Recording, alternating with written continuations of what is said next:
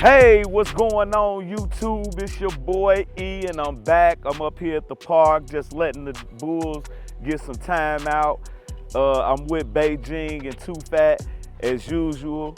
The bulls are out here looking good, enjoying this nice weather at the park. So I just wanted to bring y'all guys with me and just talk a little dogs with y'all for a second. You know, if y'all allow me to. Okay. Let me get the GoPro going so we can get some low down footage of the bulls. Okay. Put this light right here. Say, hey, baby. So yeah, guys, it's a beautiful day out here, and I'm just out with the dogs, letting them play so you guys could see the bulls doing what they do. You know, this is a part of socialization that is needed with the dogs, in my opinion. You got to get them out. They just can't be sitting at home in cages and not ever be able to get out and experience stuff with you. You know, this builds a bond with you and your bulls. Have them nice and healthy so they can run and play and they happy. Look at them. Look at Beijing and Too Fat. Look at these girls. They want the ball. They want that ball, y'all. They want that ball. They want that ball. Look at Too Fat. Yeah. So I bring them out to the park when the weather breaks like this. We actually were trying to go down to the canal today, but they got something going on down there. It was a whole bunch of stuff blocked off and traffic. It's like an outdoor concert or something. So I decided, instead of dealing with all that traffic and stuff, I came to a more local park to where I stay at, so the dogs could get out and really enjoy it, you know, as well as myself. You know, this is what we do. Too Fat trying to run off with my ball.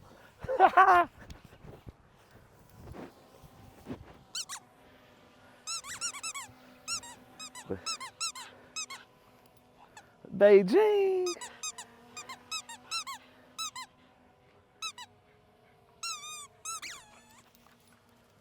Oh yeah, they love it. They love it out here.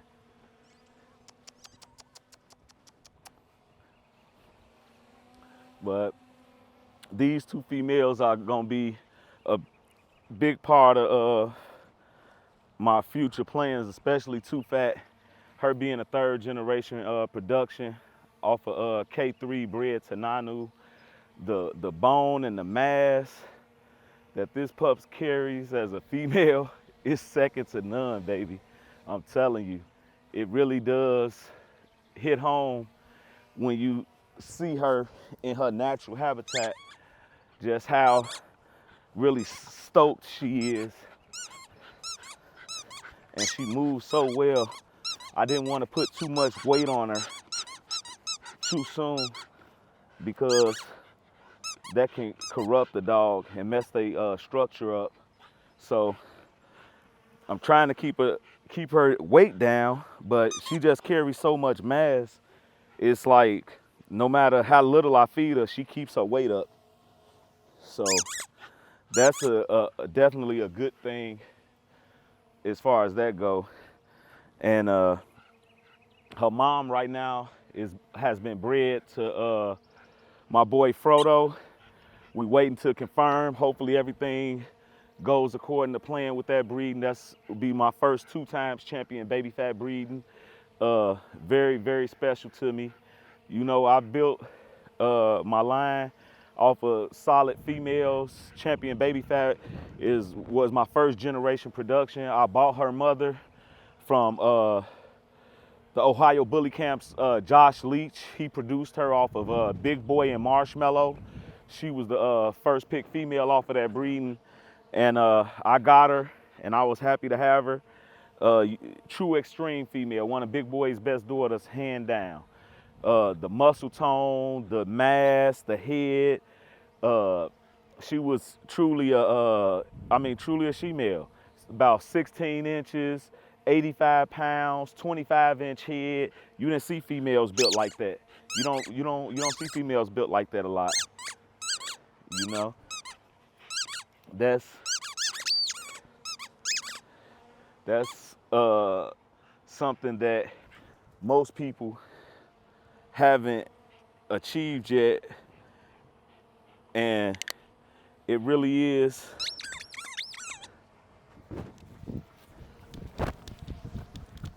something. Look at me trying to run with these bulls. Look at they. Look at they. Yeah, there you go, baby. Them bulls.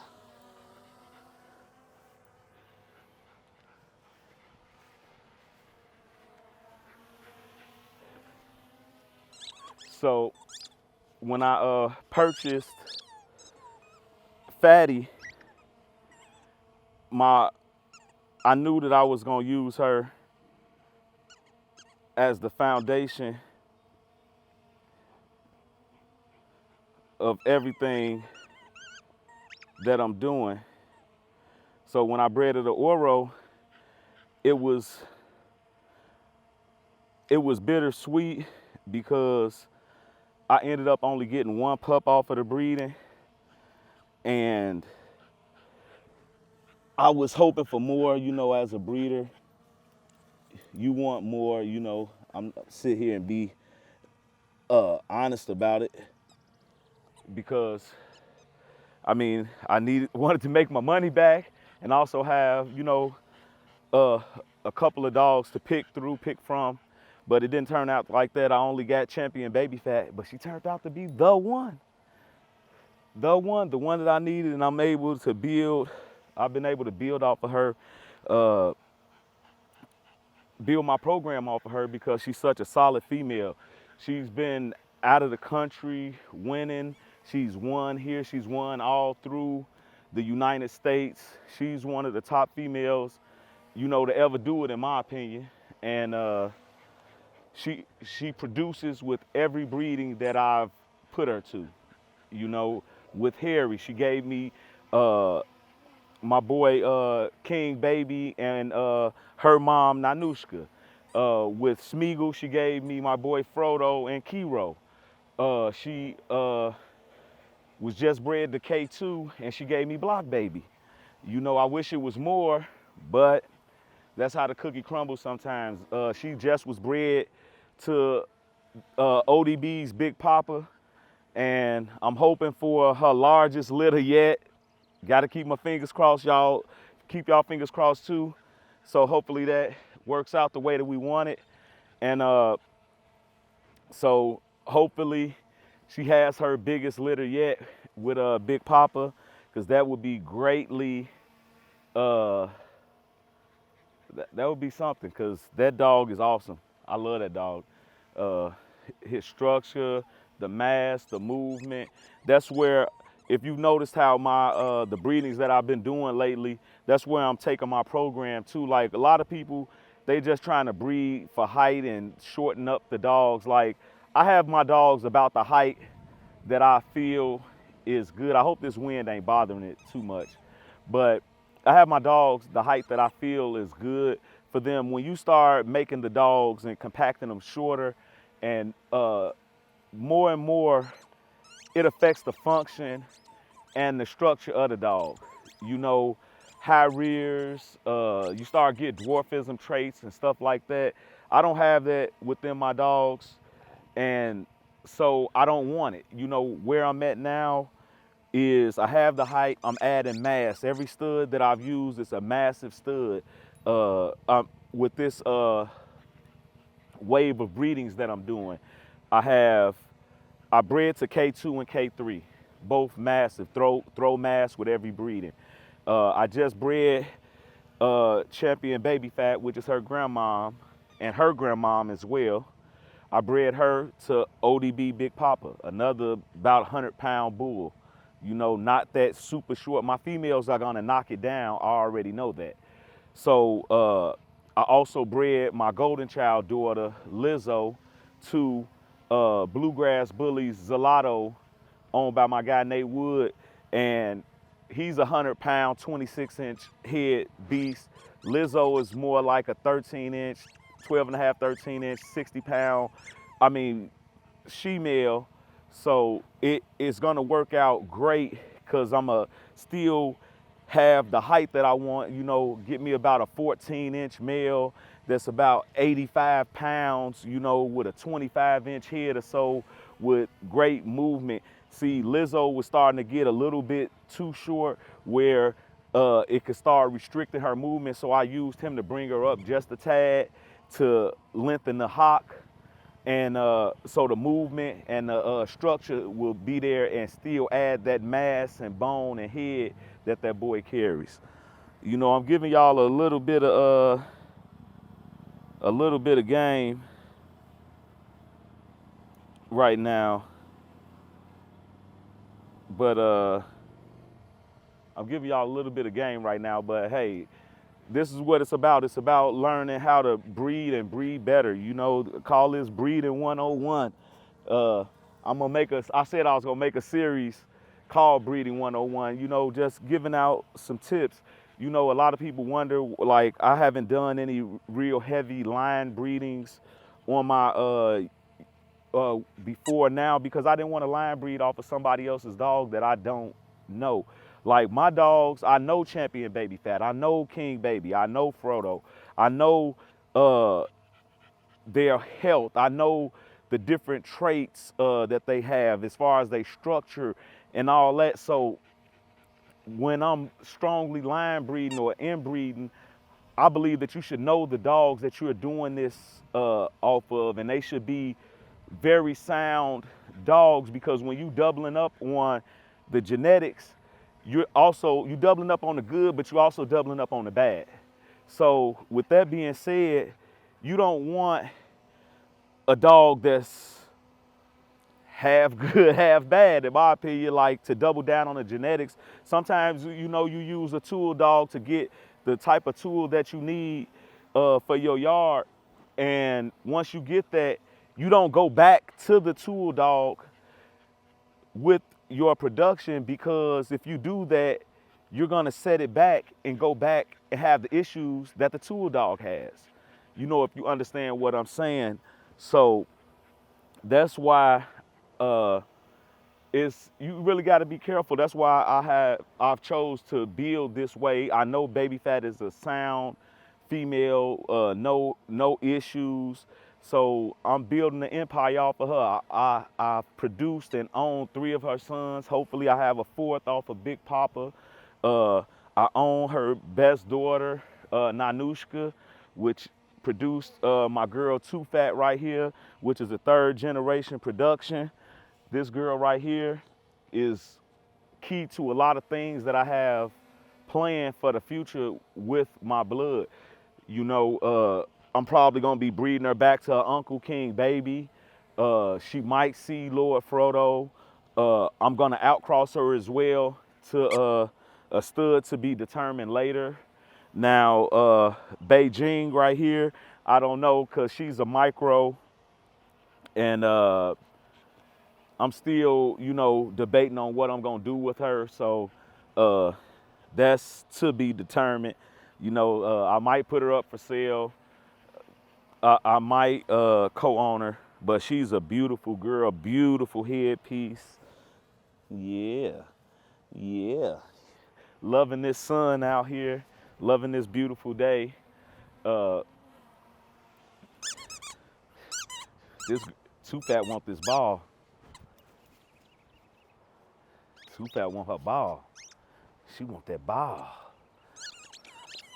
Yeah. So that's what I have going on the breeding side of things. But more than just that, like I said, with the other breedings that we have going down, my little brother is finna drop his Grim to Coco breeding. It's been a long time coming, man. Congrats, bro. You know what I'm saying? I know these finna be some heat, and I'm ready for my girl, cause y'all know I had to get in. You know what I'm saying? Cut me in or cut it out. You know, so he gonna be dropping that soon. You know, that's another one, another banger from the Fat Line roster. You know, man, we just trying to do big things, man. We looking for support from the community. I've been here for a while, you know, trying to drop jewels on you guys, showing you guys how we do it and how we breed to try to help, you know, and better the breed. You know, that's what it's all about. You know, if you're not breeding to help, you know, to make the breed better, then what are you really doing it for? You know, that's my opinion on it. Look, the dog should be always able to have form and function. You know what I'm saying? Able to run. Look at all that mass, but they still able to get it in. They still going to get it. Yeah, too fat. These dogs, they definitely have the look and the structure that I'm, you know, shooting for as we continue to build our program and move forward. You know, I've never been one of those guys that wanted to just produce one dog. For me, it's always been about producing a line of dogs that everything is consistent, so I can, when I sell you a puppy, I can tell you what you're getting. I'm like, you're gonna get something that's gonna look like Too Fat, or you're gonna get something that's gonna be like Beijing, or you're gonna get something that's gonna be like King Baby. You know, that's why I'm building my gene pool and only using the dogs that I know work with my blood. So with my gene pool, I know that it'll work with a majority of the stuff that's out here. So after I limit myself and I breed my own stuff, start doing a lot more in-house work, you know, that type of work can't be copied. You know, everybody can use the same stud you use, and when you use an out stud, a stud that's not on your yard. But the thing of it is what you do with the offspring. How do you breed that? How do you bring that all together? You know, I have offspring off of, like I said, K2, K3, Smeagol, Harry, Oro, Golden Child, you know. So it's all about how I'm gonna mix it and put it together, you know. That's the measure of a breeder, you know. Not all this bluster and fake hype that these guys try to act like they, you know, doing this or doing that. You know, it's about making dogs. I've been making dogs for years, and I'm gonna continue to make dogs until I decide to stop. You know, fully healthy, functional dogs to the best of my ability. You know, if this type of content that you like, man, like, subscribe, you know, share it with your friends. You know, if you know somebody that's getting into breeding and they, you know, lack the guidance that it takes, cause man, refer them to the channel. Just send them to me. Send them on down there. Tell them to join the family. You know, they're gonna get some information that's gonna help them, that's gonna help their dogs, you know, and that's what it's all about. You know, healthier dogs, happy dogs. You know, when you're doing that, you're doing it right. Let me see here. Oh, okay. The GoPro is still handling good. Don't knock it over. Hit. Yeah, I know you want that ball. Too Fat be wanting that ball.